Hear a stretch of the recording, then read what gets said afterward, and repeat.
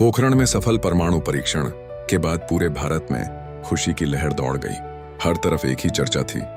भारत अब दुनिया की परमाणु शक्तियों में शामिल हो चुका था। लेकिन दूसरी ओर अमेरिका, जापान और कई पश्चिमी देशों में हलचल मच गई।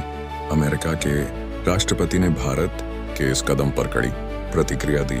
कुछ ही दिनों में भारत पर आर्थिक प्रतिबंध लगा दिए गए। कई देशों ने वित्तीय सहायता और तकनीकी सहयोग रोक दिया। दुनिया को लगा कि अब भारत की अर्थव्यवस्था पर भारी संकट आएगा।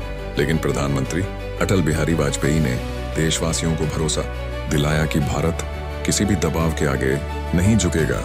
उन्होंने कहा कि भारत का परमाणु कार्यक्रम किसी देश पर हमला करने के लिए नहीं, बल्कि अपनी सुरक्षा और आत्मरक्षा के लिए है। उधर APJ अब्दुल कलाम और उनकी वैज्ञानिक टीम लगातार देश की रक्षा तकनीक को और मजबूत बनाने में जुट गई। पोखरण की सफलता के बाद भारत ने अपनी मिसाइल तकनीक पर भी तेजी से काम शुरू किया। आने वाले वर्षों में अग्नि और पृथ्वी जैसी मिसाइलों ने भारत की सामरिक क्षमता को नई ऊंचाइयों पर पहुंचा दिया। भारत के इस कदम का असर केवल एशिया तक सीमित नहीं रहा। दुनिया के बड़े देशों को यह एहसास होने लगा कि भारत अब वैश्विक राजनीति में एक महत्वपूर्ण शक्ति बन चुका है। जो देश पहले भारत को केवल एक विकासशील राष्ट्र मानते थे, वे अब उसे नई नजर से देखने लगे। सबसे बड़ी बात यह थी कि भारत ने परमाणु शक्ति बनने के बावजूद पहले परमाणु हमला नहीं करेंगे, यानी नो फर्स्ट यूज की नीति अपनाई। इसका मतलब था कि भारत परमाणु हथियारों का उपयोग केवल जवाबी कार्रवाई में करेगा, पहले हमला नहीं करेगा। इस नीति ने दुनिया को यह संदेश दिया कि भारत जिम्मेदार परमाणु शक्ति है। उधर पाकिस्तान ने भी कुछ ही दिनों बाद अपने परमाणु परीक्षण किए। दक्षिण एशिया में शक्ति संतुलन का एक नया दौर शुरू हो गया। अंतर्राष्ट्रीय स्तर पर दोनों देशों को बातचीत और संयम बरतने की सलाह दी गई। समय के साथ भारत पर लगाए गए कई आर्थिक प्रतिबंध धीरे धीरे हटने लगे।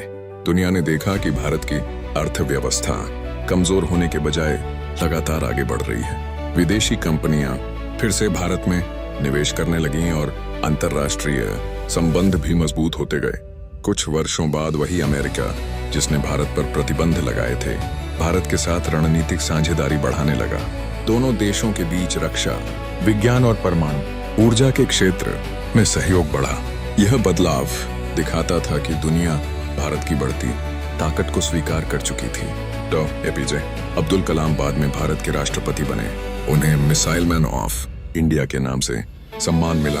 उन्होंने युवाओं को बड़े सपने देखने और विज्ञान के क्षेत्र में आगे बढ़ने की प्रेरणा दी। वहीं अटल बिहारी वाजपेयी को एक दूरदर्शी नेता के रूप में याद किया जाता है, जिन्होंने कठिन परिस्थितियों में भी देश हित को सर्वोपरि रखा।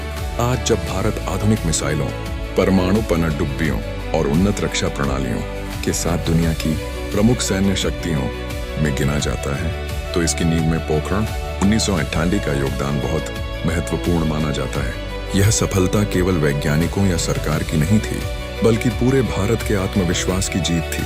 इसने साबित कर दिया कि यदि संकल्प मजबूत हो और योजना गोपनीयता के साथ लागू की जाए, तो बड़े से बड़ा लक्ष्य भी हासिल किया जा सकता है।